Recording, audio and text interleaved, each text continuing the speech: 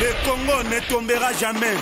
Il faut essayer de comprendre comment se fait-il qu'on en parte et qu'on soit remplacé au moment où ils sont en train de se développer et de prendre une puissance très importante pour le futur. Comment se fait-il qu'avec la position que nous avions en Afrique, avec cette importance stratégique pour la France que représente l'Afrique, qui était notre débouché naturel pendant tant d'années, comment se fait-il qu'aujourd'hui, on soit chassé dans certains pays, on soit très mal dans d'autres?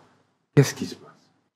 Et il se passe aujourd'hui qu'on est vraiment dans une rupture de type décolonisation, avec l'espace francophone en particulier. C'est-à-dire que la décolonisation des années 60, à part le cas de la Guinée, n'a pas été une vraie rupture. Mais aujourd'hui, on est dans une rupture systémique et qui s'explique en partie par le facteur démographique. Tout le monde oublie la démographie, mais l'Afrique en général, l'Afrique de l'Ouest en particulier, c'est plus de 70% de la population à moins de 35 ans. Si vous comparez à la pyramide démographique de la France, c'est l'inverse. C'est-à-dire que les plus de 35 ans font 60% en France. Donc on a une évolution qui est complètement divergente d'un point de vue démographique. Et ça a des conséquences lourdes. Ça a des conséquences lourdes parce que les facteurs psychologiques des opinions publiques sont complètement opposés. Quand vous avez une opinion publique jeune, elle se projette facilement dans le temps et dans l'espace. Quand vous avez une opinion publique vieillissante, elle est gouvernée par ses peurs. Et nos politiques en France l'ont bien compris, ils ne jouent que là-dessus, et donc ça provoque un repli mortifère. Sauvons l'Afrique.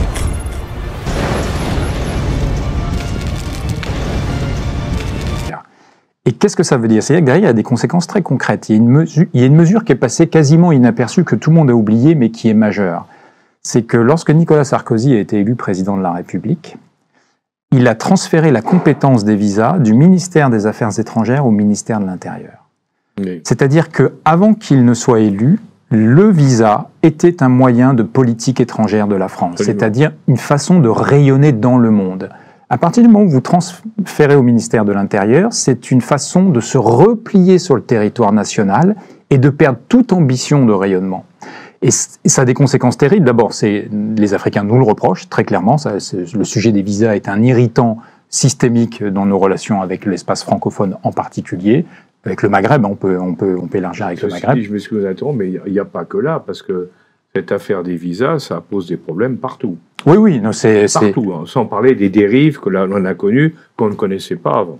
Et donc on a complètement transformé, c'est qu'on ne se projette plus dans le monde, on n'a plus l'ambition d'exister dans le monde. Alors après, tout le monde n'est pas obligé de partager nos valeurs, mais au moins on avait jusqu'à présent cette ambition-là, et vraiment c'est très symptomatique le cas des visas. Et puis il y a une perception que la France a, elle est perçue en Afrique comme étant vraiment un pays qui se replie et qui aime de moins en moins les autres. La loi séparatisme a été très très mal perçue en Afrique, très très mal perçue. La dernière loi qui vient d'être votée sur l'immigration également. Je parle de perception, je ne parle pas du fond de ces lois-là, c'est la façon dont c'est perçu. Et le message que les Africains reçoivent de la France, à travers ces lois notamment, c'est « on n'a plus envie de vous ». Et qu'est-ce qu'on a en retour sur le continent africain? Si vous n'avez plus envie de nous, nous, on a de moins en moins envie de vous. Et puis il y a un autre facteur, au-delà de la démographie, qui est très important qu'il faut intégrer, c'est qu'aujourd'hui, dans une société connectée, dans un monde connecté, l'Afrique est totalement connectée. Elle est connectée, vous voyagez en Afrique, tout le monde a un téléphone portable, tout le monde va sur les réseaux sociaux. Donc il y a un flux d'informations qui permet à chaque Africain déjà de nourrir sa réflexion et d'aller contester le discours officiel français. Alors parfois manipulé, parfois pas très sincère, mais il y a cette capacité à dire « Ah oui, mais attention, ce que vous dites à l'un, vous dites pas la même chose à l'autre. » Et on n'est pas attentif à ça. Et il y a un autre point qu'il faut prendre en compte dans la connexion du monde, c'est qu'on est dans l'émotionnel. C'est que désormais, la connexion au monde via les réseaux sociaux surstimule notre sphère émotionnelle. Et toutes les relations sont émotionnelles. Et il faut le prendre en compte dans la parole prononcée, et notamment dans la parole institutionnelle. Il faut éviter tout type de réaction. Il faut surtout éviter d'être émotionnel, puisque vous surstimulez ça.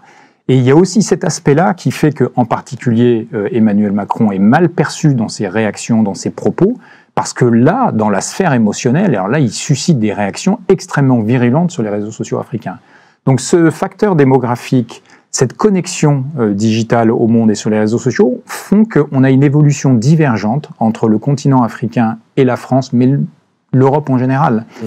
Et que personne, en tout cas dans la sphère dirigeante française, n'a compris que nous devions faire un effort de reprogrammation de notre relation à l'espace francophone? Parce que vous évoquez un certain nombre de raisons, mais est-ce qu'on n'a pas aussi un problème? C'est que nos élites, et en particulier nos présidents, il faut bien le dire, depuis Nicolas Sarkozy, en définitive, ne connaissent pas et n'aiment pas l'Afrique. Ils ne la connaissent pas, alors même si le président Macron a fait son stage de l'ENA à Abuja, et puis c'est pas ça qui vous permet de connaître l'Afrique. Donc de toute façon, vous avez une expérience, ça ne fait pas de vous un connaisseur de l'Afrique. Mais je pense qu'au-delà des dirigeants qui effectivement ne connaissent pas l'Afrique, n'en ont peu ou pas d'expérience, est-ce qu'ils l'aiment, qu'ils l'aiment pas? C'est vrai que parfois, certaines attitudes laissent penser qu'ils n'ont pas une appétence particulière pour ce continent. Mais il y a un autre facteur qui est très important, c'est qu'une relation d'une aire géographique à une autre aire géographique, ça se fait par les êtres humains. Le nombre de coopérants français entre 1990 et aujourd'hui a été divisé par 15 sur le continent africain. Il y a de moins en moins d'échanges d'êtres humains, il y a de moins en moins d'expatriés en Afrique subsaharienne. Nos militaires aujourd'hui ne sont pas des coopérants, mais sont des compagnies tournantes qui font 4 mois dans les OPEX, mais qui ne s'installent pas, donc qui n'ont pas cette... Ils ne fraternisent pas avec la population. Et puis, ça, c'est le grand problème. Et même si nous avons, et c'est heureux, nous avons encore des flux d'Africains, d'étudiants ou de travailleurs qui viennent en Europe, mais on leur envoie un message de « vous êtes de moins en moins les bienvenus ». Donc cette relation humaine qui fait le sel d'une relation entre deux espaces géographiques, elle s'étiole depuis longtemps, depuis très longtemps. Et si on ne réinvestit pas dans l'humain, parce que c'est ça qui crée la relation, eh bien, on va perdre le fil, et on est vraiment en train de le perdre. Quand vous parlez des étudiants, par exemple, bon, au-delà du fait des difficultés, parce que nous, on a eu tendance à regarder les étudiants comme des migrants déguisés, alors qu'il y en a, bien sûr qu'il y en a, mais c'est pas la majorité, loin de là, hein, et qu'on n'a fait aucun effort pour séparer le bon grain de l'ivraie, je dirais. Hein. Mais moi, ce qui me paraît encore beaucoup plus grave là-dedans, c'est que cette politique a fait que les étudiants africains, des pays francophones, vont aujourd'hui aux États-Unis, vont en Russie, vont en Chine, vont à Singapour, et puis ils viennent plus chez nous. Or, pour le futur, un étudiant qui a fait des études supérieures, à qui il s'adresse dans sa vie professionnelle? De préférence aux gens avec qui il a travaillé quand il a appris. Donc, c'est-à-dire que si vous avez été aux États-Unis, vous avez des liens avec les Américains. Si vous avez été en Chine, des liens avec les Chinois. Mais si vous n'avez pas été en France, il n'y a pas de lien avec les Français. C'est sûr que... Donc on est en train de perdre pied dans les élites. On crée vraiment toutes les conditions pour couper le lien, en fait. Parce que justement, effectivement, vous le disiez, un étudiant africain qui fait ses études en France, ça crée un lien presque indéfectible. Mais exactement. Ça n'empêche que chacun a son identité, sa culture, que parfois on se parle franchement, mais ça crée un lien indéfectible. C'est fondamental. Et on l'a vu l'été dernier, suite au coup d'État au Niger. La France a pris une décision, pardonnez-moi le mot, mais totalement stupide, en ne délivrant pas les visas aux 400 étudiants nigériens qui attendaient leur visa pour venir en France. C'est-à-dire qu'on a doublement sanctionné des gens qui avaient une appétence pour la France, dans une relation difficile avec les putschistes. Au contraire, on aurait dû mettre en place une procédure totalement dérogatoire pour leur faciliter l'obtention de leur visa et leur accueil en France. Parce que ces gens-là, c'est eux qui vont construire la relation entre la France et le Niger de demain. Et on a mis tout le monde dans le même panier. On a dit, puisque la junte est méchante avec nous, nous a demandé de partir, puisqu'ils ont cassé une partie de notre ambassade, nous ne délivrerons pas de visa. Et on a fait la même chose au Burkina Faso et au Mali. Inutile de vous dire que, franchement, on voudrait rompre avec l'Afrique qu'on ne ferait pas différemment. Le pays qui vient de rafler la mise, c'est le Maroc, puisque le Maroc vient de passer un accord de coopération économique entre les 3 pays concernés, le Niger, le Mali et le Burkina Faso et le Maroc, pour étendre les liens économiques et faire du Maroc le point qui permettra à ces 3 pays d'avoir un accès à l'océan Atlantique par le sud. On est en train de perdre pied, mais pire encore, ce sont un pays qui était allié de la France, qui est maintenant brouillé avec la France, un de plus. Comment notre diplomatie et la politique française, comment on peut arriver à faire de pareilles erreurs? Ça paraît incroyable. Je parlais de reprogrammation de notre relation avec, en particulier, l'espace francophone, parce que c'est ce lien particulier qu'on a avec l'Afrique, c'est avec l'espace francophone. Pourtant, le président de la République, en 2019, lors de la conférence des ambassadeurs, avait eu un propos très intéressant. Il avait dit, et je pense que c'est le point de départ de la réforme de notre relation avec l'Afrique, il disait c'est la fin de l'hégémonie de l'Occident. Oui. Il a raison. Oui, il bien a sûr raison. qu'il a raison là-dessus. Et moi, je vais plus loin. Je dis, nous occidentaux, nous avons confondu hégémonie et universalisme. Au prétexte que nous étions hégémoniques, nous avons dit nos valeurs sont universelles. Partage tout à fait votre point de Sauvons l'Afrique. vue parce que c'est un problème fondamental. Et donc, nous avons une position de surplomb vis-à-vis du monde entier, de l'Afrique en particulier. Sauf que l'Afrique ne l'accepte plus. Et cette position de surplomb, il va falloir l'abandonner. C'est-à-dire que désormais, nous sommes des partenaires, nous entendons... sommes égaux. Exactement, nous nous entendons pas. Nous devons mettre dans le partenariat ce qui appartient à l'autre, ce qui nous appartient. C'est ça un partenariat. Mais cette position de surplomb, il faut absolument s'en départir. Parce qu'aujourd'hui, nos interlocuteurs africains disent « ça, c'est plus possible. La colonisation, c'est terminé ». C'est ce qu'ils nous disent. Donc cette position de surplomb, elle a vraiment besoin d'être abandonnée. Mais il y a un autre point aussi qui est lié à la connectivité, à l'accès à l'information, c'est notre politique de double standard. Elle est plus supportée en Afrique, plus du tout. Le coup d'État au Tchad, c'est très bien. Le fils d'Éby prend le pouvoir, c'est un coup d'État, puisqu'il suspend les institutions. Avec l'accord des Français. Avec l'accord des Français, avec la présence du président. Qui légitime. Exactement, qui va aux Exactement, obsèques qui du père, mais qui légitime le légitime coup d'État en allant sur place. Et puis vous faites 1500-2000 km vers l'ouest, vous allez au Mali, et puis là vous dites, ah bah non, le coup d'État c'est pas bien, la junte n'a aucune légitimité, c'était les propos de Jean-Yves Le Drian. Et puis quand il y a le coup d'État au Niger, plutôt que de dire, en fait, c'est pas nos affaires, on observe, on peut émettre, vous savez, il y a un langage diplomatique qui utilise la langue de bois, c'est très utile la langue de bois quand justement c'est sensible et qu'on n'a pas besoin de prendre parti. Et de dire, c'est une affaire intérieure aux Nigériens et on ne prend pas parti. On a pris parti. Et on a pris parti en plus avec une analyse simpliste qui consistait à dire, parce qu'on traite l'Afrique de manière très simpliste, et Mohamed Bazoum a été un président élu démocratiquement, il a été élu démocratiquement, ça se discute. Oui, alors j'allais vous dire, Oui. parce que Mohamed Bazoum, quand il a été élu avec avec le président Issoufou, qui était le président en place, qui a tout fait, entre guillemets, pour qu'il soit élu. Hein, et c'est pour ça qu'il faut être et sachant, excusez-moi, et sachant également, je précise pour nos éditeurs, parce qu'ils ne le savent pas forcément, c'est que la population au Niger, il y a quand même les gens du Sud et les gens du Nord. Hein, Bazoum était un Arabe.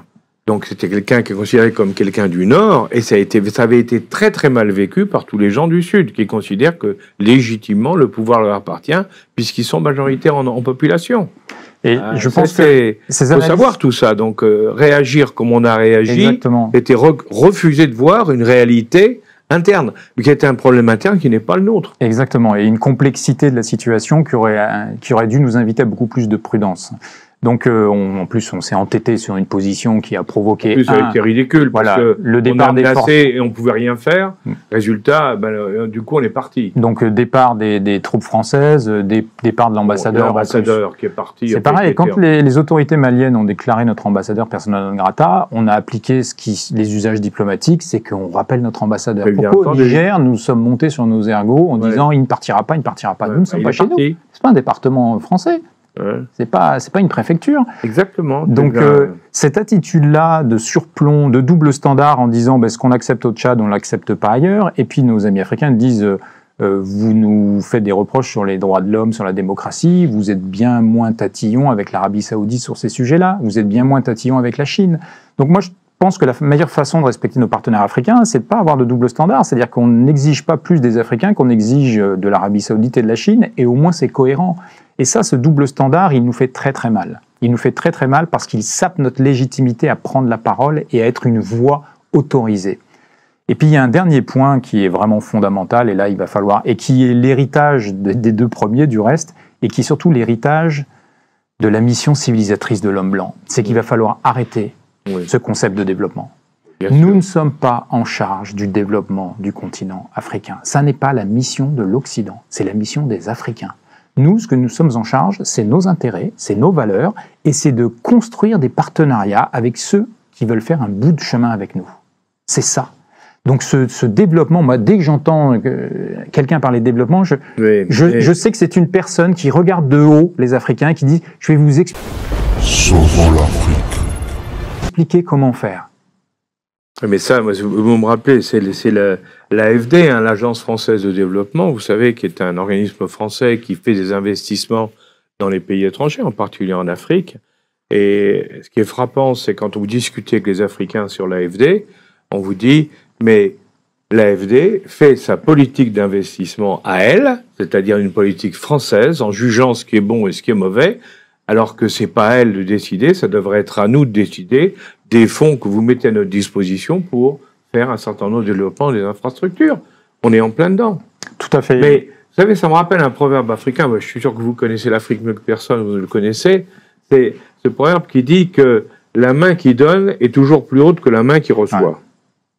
Ouais. Et bien justement, il faut qu'on change ça et qu'on se dise que les deux mains, elles sont au même niveau. Tout à fait. Et c'est la base de l'Afrique du futur, de nos relations avec l'Afrique du futur. C'est la notion de partenariat, c'est ça, c'est d'égal à égal, et on s'entend sur c'est ce qui nous rassemble, c'est ce qui permet de se retrouver, et on accueille l'autre d'égal à égal. Ça, c'est important.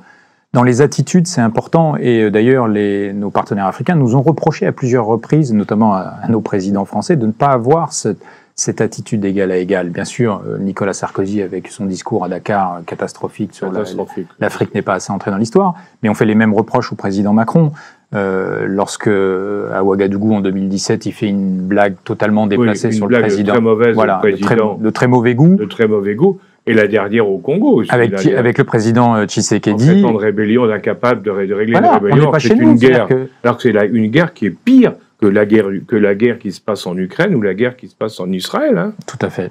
La guerre du Congo, c'est une guerre qui a coûté plus de morts, largement plus de morts. Largement plus. Largement plus de morts que les autres. On n'en parle pas. Notre président parle d'une rébellion qui n'est pas contrôlée par l'État, alors que tout le monde sait que c'est le Rwanda qui finance le M23 et qui fait toutes ces actions terroristes dans la zone pour pouvoir exploiter les mines de cobalt. Et en plus, au-delà du désaccord que nous pourrions avoir avec le président Tshisekedi, vous êtes invité chez le président Tshisekedi. Mais oui. La courtoisie diplomatique quand même vous invite à ne pas exposer. Pas. Mais non. Donc c'est ça, c'est qu'on peut avoir des désaccords, mais il y a des façons de les exprimer, et surtout pas en public. Et puis il y a eu toute cette... Il y a eu beaucoup de choses. Voilà. Donc je pense que abandonner cette position de surplomb, le double standard en matière de politique étrangère et d'exigence sur les droits de l'homme et la démocratie, ça aussi c'est à abandonner. Développement, quand on aura compris qu'on n'est pas en charge du développement des autres, on est en charge de la promotion de nos valeurs, de nos intérêts, et on construit des partenariats dans ce cadre-là, on va enfin pouvoir reconstruire quelque chose avec l'Afrique. Mais malheureusement, je ne trouve pas que ça évolue dans le bon sens. Et puis, ce que je disais précédemment, c'est que le fait qu'on ait de moins en moins d'échanges humains avec le continent africain fait que ce lien se perd. Parce que pour que le lien se crée, il faut qu'il y ait des hommes et des femmes qui aiment l'autre. Qui aiment l'autre. Et d'ailleurs, vous aviez des coopérants qui se mariaient avec des Africains et des Africaines, et vice-versa. Vous avez des étudiants africains qui fondent une famille en France. C'est ça la relation entre deux espaces géographiques. C'est aussi ça.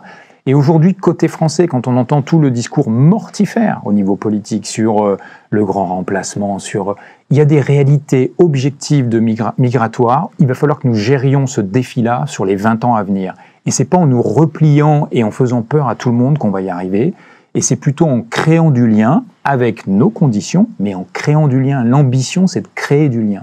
C'est vraiment ça. Surtout, alors, pour donner un chiffre pour nos auditeurs, les gens ne savent pas en général, on ne sait pas qu'en Afrique, il y a des mouvements migratoires dans tous les sens. Au nord, du sud vers le nord, mais de l'est vers l'ouest, de l'ouest vers l'est. Parce que pourquoi ? Les gens des pays pauvres vont vers les pays riches. Mais il y a aussi des pays riches en Afrique. Hein. Quand vous êtes au Mali, vous pouvez aller au Sénégal, vous pouvez aller en Côte d'Ivoire, ou vous pouvez aller vers le nord. 10% des migrants africains veulent aller vers le nord, vers l'Afrique du Nord et vers l'Europe. Rendez-vous compte, simplement 10%. Tout le reste, ça se passe entre les pays africains. Ça, personne n'en parle. Exactement. Si, je reprends ce que vous avez dit tout à l'heure, parce que pour moi, c'est vraiment quelque chose de très important. C'est un refus total de la réalité culturelle des zones où nous sommes allés. Il y a des populations, en Afrique, vous avez des populations qui sont, sur le plan culturel, avec un niveau intellectuel, vous avez aussi au niveau de la religion, sur le niveau intellectuel ou sur le niveau culturel, Sauvons l'Afrique. Au niveau historique ou religieux, vous avez des populations qui ont une histoire extraordinaire. Les Dogons du Mali pour ceux qui s'intéressent, ont une métaphysique qui est aussi pointue, aussi élevée que les meilleurs des métaphysiques occidentales. Hein, je prends le Mali, mais on peut prendre les soufis du Sénégal, puisqu'on parlait du Sénégal, vous les connaissez bien. Ben, au point de vue religieux, excusez-moi, l'islam soufi au Sénégal, ben, c'est de la très très haute spiritualité. Hein, ça vaut les plus grands saints de la des religions chrétiennes. Donc, il faut arrêter de croire qu'il n'y a que chez nous qu'on a la science infuse et que les autres, ben non. Eh ben non, c'est pas vrai. Et il faut arrêter ça. Il faut repartir, c'est ce que vous disiez, sur un partenariat au même niveau. Alors, c'est pas facile. Hein. Mais non, parce que la remise en question, elle nous incombe à nous, occidentaux. Exactement. Pas les Africains, ils avancent. C'est pas eux qui se remettent en cause, c'est à nous. Donc c'est pas forcément agréable, c'est difficile, mais elle nous incombe à nous. Et ce que nous faisons systématiquement, c'est que nous rejetons la faute sur l'autre. Mais je pense qu'on a besoin de faire un peu cette introspection et de se dire, on va tout remettre à plat et repenser ça. Moi, je fais une capsule vidéo sur LinkedIn il y a quelques semaines où je disais, en fait, le défi pour la diplomatie française, c'est de passer d'une diplomatie de puissance à une diplomatie d'influence. La diplomatie de puissance, c'est ce que vous disiez, c'est qu'on s'appuyait sur le fait qu'on pouvait contraindre. Même si on ne contraignait pas, la menace de pouvoir contraindre suffisait. Et donc, on avait une diplomatie qui était fondée sur ça. Désormais, il faut qu'on ait une diplomatie d'influence, c'est-à-dire qu'il va falloir convaincre. Et nous n'avons plus la contrainte comme arme à notre disposition.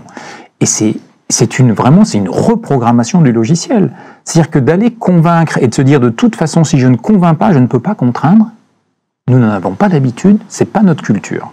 Et nous avons besoin vraiment de revoir notre logiciel là-dessus, sinon nous allons perdre de l'influence. Sinon, nos amis d'hier et encore d'aujourd'hui nous tourneront le dos demain en disant on vous aime bien, mais vous n'êtes pas au rendez-vous. Vous n'êtes pas au rendez-vous. Et puis, dans la compétition internationale, on le voit, nos compétiteurs, eux, ils occupent l'espace. C'est-à-dire que notre faiblesse ouvre le champ aux autres. Notamment dans le Sahel, on accuse souvent les Russes de faire de la désinformation, etc. Oui, ils en font.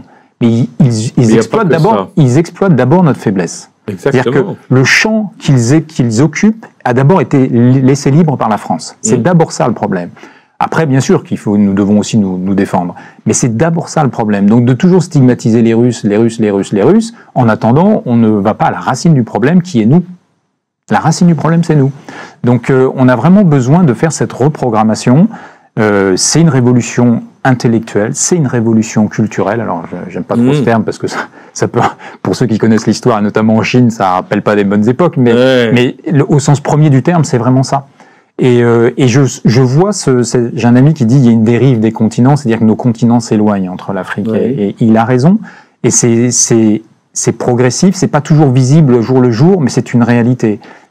Vous disiez tout à l'heure que les coopérants français avaient baissé de 15 fois, c'est ça, réduit de 15 fois. Bon, ce qui est frappant, c'est que les Français étaient la population la plus importante expatriée en Afrique il y a 30-40 ans. Aujourd'hui, c'est plus les Français, c'est les Chinois qui nous ont remplacés et qui sont la population la plus importante. Parce que ce sont des commerçants et ils jouent sur l'économie. Donc là, on se dit effectivement, est-ce que sommes-nous capables, et comment faire en France pour changer les mentalités? Alors, parce qu'il y a un problème de politique, mais il y a un problème de formation aussi. Dans nos écoles, il faut qu'on change la mentalité de tout le monde. On s'inscrive dans un nouveau logiciel qui fasse qu'on soit un peu moins arrogant et convaincu de notre génie pour se dire qu'on est au même niveau que les autres et que dans la compétition, c'est les meilleurs qui gagnent. Là, on a une ressource extraordinaire en France qu'on n'exploite pas du tout, c'est les diasporas africaines. C'est vraiment une ressource extraordinaire. Moi, il y a quelques années, avant le sommet de Montpellier, j'avais eu l'occasion de faire un papier pour la cellule, ce qu'on appelle la cellule Afrique de l'Élysée, et j'avais dit l'ambition africaine de la France commence sur notre territoire national. Excusez-moi de vous dire, là aussi c'est très frappant. Il y a la cellule africaine. À l'époque du général de Gaulle, de Pompidou, de Giscard, il y avait Foccart, Foccart et ses équipes qui étaient complètement en permanence en lien avec tous les pays africains. On a eu Penn après qui a remplacé. On a eu une cellule africaine qui a continué avec le président Mitterrand, avec tout le monde. Et puis elle a continué jusqu'à Chirac d'ailleurs. Et puis après, la cellule africaine, elle a disparu peu à peu. Aujourd'hui, elle est noyée Il n'y a plus de cellules africaines spécifiques, qui montrent bien qu'on ne traite plus l'Afrique comme une zone spécifique, parce que dans le fond, l'Afrique, c'est quoi? C'était notre profondeur stratégique à nous. Hein. Nous, c'est pas l'Amérique du Sud, c'est pas l'Asie, c'est pas nous, on n'est pas là-dedans. Hein. Le seul endroit où on avait quelque influence et des possibilités de développement économique, c'était l'Afrique. L'organisation institutionnelle en dit long, effectivement, sur les ambitions. Et typiquement, vous parlez de la cellule Afrique, c'est François Hollande surtout qui a voulu normaliser cette... Donc il a replacé la dite cellule Afrique sous l'autorité du conseiller diplomatique. Ils sont passés de 3 à 2. Alors déjà à 3, ils n'y arrivaient pas, à 2, n'en parlons pas. Encore moins. Et on voit bien aujourd'hui que les sujets africains, l'agenda africain, ça occupe quand même la France, mais ils n'ont pas les moyens de le traiter. On ne se donne pas les moyens ni l'ambition. Donc effectivement, l'organisation institutionnelle en dit long. Mais vraiment, je pense que sur les diasporas africaines présentes en France, et je dis les diasporas au sens très large du terme, c'est-à-dire à la fois ceux qui ont la double nationalité, ceux qui ont que la nationalité française et qui sont d'origine africaine, mais aussi les Africains qui sont présents en France et qui n'ont pas la nationalité française. Et ces diasporas africaines sont une ressource extraordinaire pour les institutions françaises, pour le monde de l'entreprise. Et dans les institutions françaises, vous en voyez beaucoup, vous ? Je veux dire, il y a un moment, il faut se poser la question. C'est ça la réalité. Dans la diplomatie française, ça commence à peine à arriver. Donc on a un vrai sujet là aussi, parce que cette ressource, nous l'avons. Les Américains savent très bien utiliser leur communauté. Les Américains, ils le font parfaitement. Ils l'ont fait très très bien au Burkina Faso à l'époque où Blaise Compaoré a chuté. Ils avaient un ambassadeur d'origine congolaise. Ils ont parfaitement joué là-dessus. Ils ont su en jouer. Nous, en France, on dit... Oui, mais vous savez, c'est compliqué, c'est des gens qui ont encore des attaches en Afrique, donc c'est une vulnérabilité si on les rentre dans le système institutionnel. Peut-être, mais regardons d'abord les avantages avant d'avoir peur. Regardons d'abord les avantages. Et puis, ce que je dis toujours, c'est que la France a depuis très longtemps une part d'identité africaine, depuis très longtemps. Et encore plus aujourd'hui. Et nous devons la valoriser. Nous devons la valoriser. C'est très clairement un atout extraordinaire pour exister en Afrique. Et aujourd'hui, dans le discours politique, je n'entends pas cette ambition-là. Je ne l'entends pas. Les diplomates qui partaient en Afrique étaient des diplomates qui faisaient carrière en Afrique. C'est-à-dire qu'on partait d'un pays africain, on allait dans un autre pays africain. Ils connaissaient l'Afrique comme leur poche. Ils avaient remplacé avant les administrateurs coloniaux de l'époque coloniale, qui aussi étaient formés dans une école française spécialisée qui les formait pour travailler sur l'Afrique. Résultat, c'était des gens qui... Sauvons l'Afrique. Connaissaient l'Afrique comme leur poche et qui avaient des relations avec l'Afrique parce qu'ils la connaissaient, ils la comprenaient, parce qu'avec le temps, évidemment, plus le temps passe et mieux on comprend. Aujourd'hui, le drame, c'est qu'on prend des gens, on les envoie, ils n'y connaissent rien. Alors, quelle que soit leur qualité, leur intelligence, leur capacité, ça ne met pas du tout en cause leur valeur personnelle. Les institutions françaises étaient organisées de manière bicéphale quand il y avait le ministère de la Coopération. Oui. C'est-à-dire que ceux qui faisaient carrière en Afrique, c'était surtout ceux du ministère de la Coopération. Oui, mais et le point d'entrée institutionnel de tous nos partenaires africains, c'était le ministère de la Coopération. Exactement. Quand il a été absorbé par le ministère des Affaires étrangères en 2000, ça a été perdu. Et ça a été perdu, doublement perdu, parce que traditionnellement au Quai d'Orsay, les carrières africaines ne sont pas des carrières nobles. Donc on avait laissé ça au ministère... un autre problème. Voilà. On avait laissé ça au ministère de la Coopération, et quand on a absorbé le ministère de la Coopération, on a dit les carrières africaines sont restées secondaires dans le cursus du Quai d'Orsay, mais surtout toute cette génération de gens qui avaient fait une grande partie de leur carrière en Afrique sont désormais tous partis à la retraite, et il n'y a pas de véritable relève.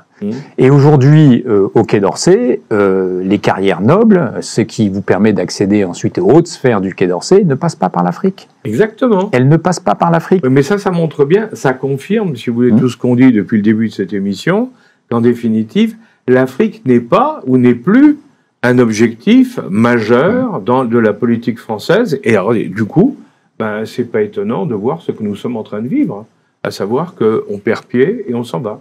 Et je pense que des diplomates qui font carrière en Afrique, et en particulier dans les pays francophones, et qui réussissent, sont des diplomates de talent.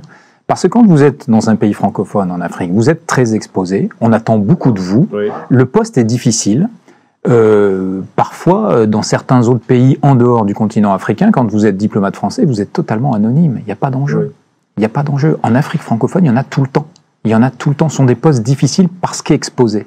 Et donc, au contraire, ça devrait être valorisé. Alors, je n'oublie pas que certains pays ont des conditions sécuritaires compliquées, que quand vous avez une famille, bref, pour une carrière d'un diplomate, il faut le prendre en considération.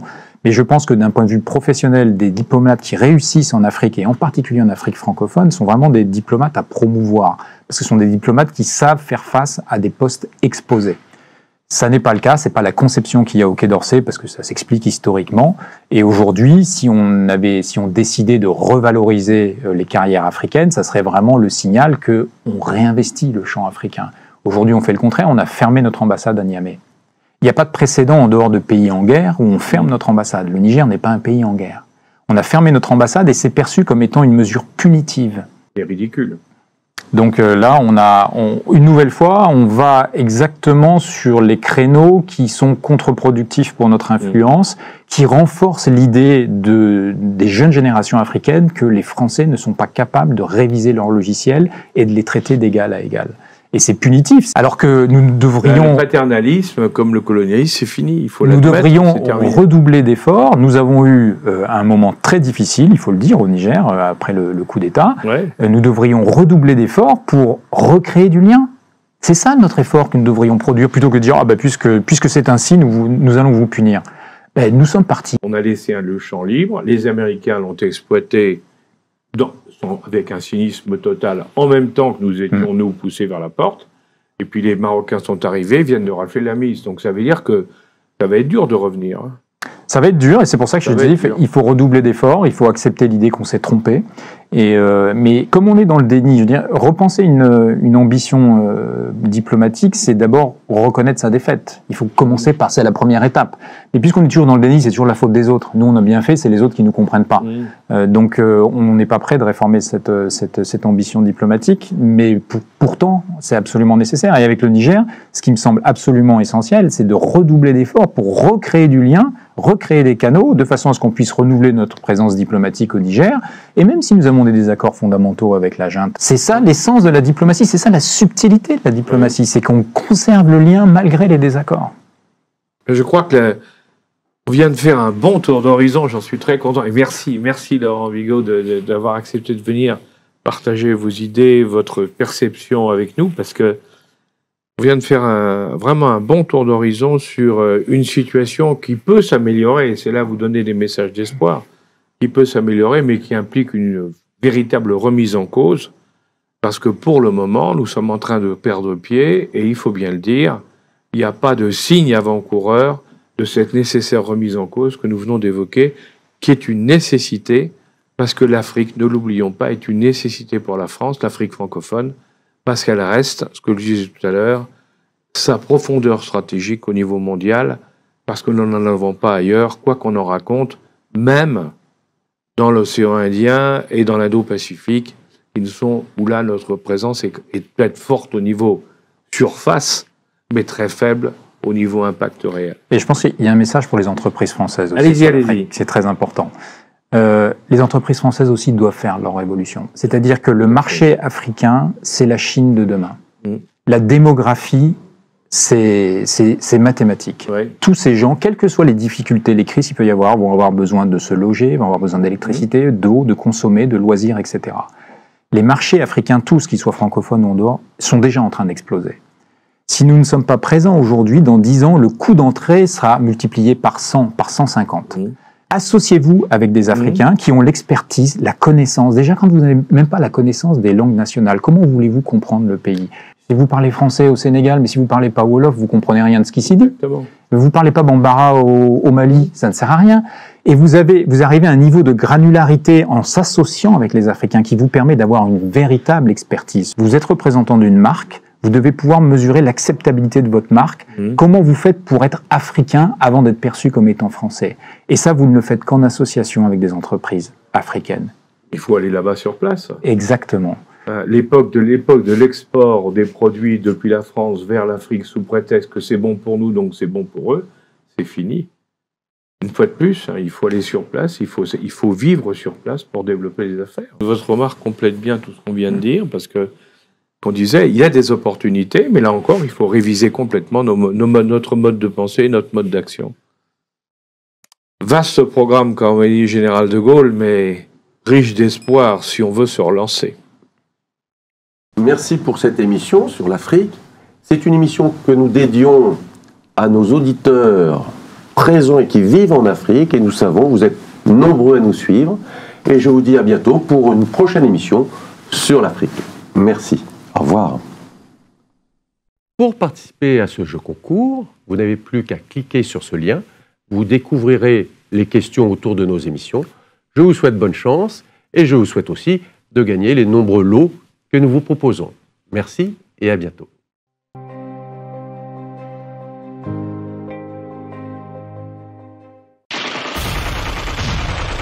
Le Congo ne tombera jamais.